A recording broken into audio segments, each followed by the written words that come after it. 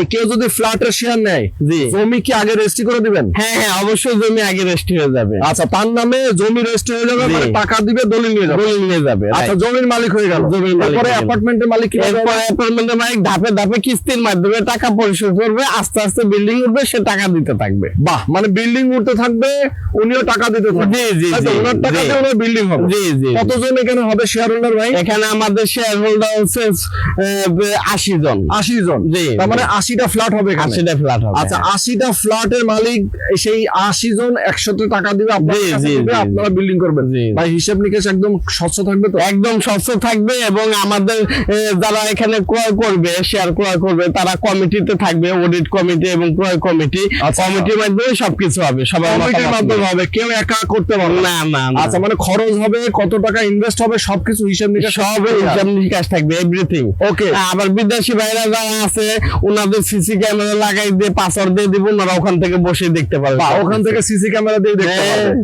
ওকে দর্শক, যারা ঢাকা শহরের একেবারে নিকটে মিলেনিয়াম সিটিতে যারা একটা ফ্ল্যাটের অ্যাপার্টমেন্টের মালিক হতে চান, তারা অবশ্যই স্ক্রিনে দেখানো ফোন নম্বরে ফোন করবেন মনির ভাইয়ের সাথে।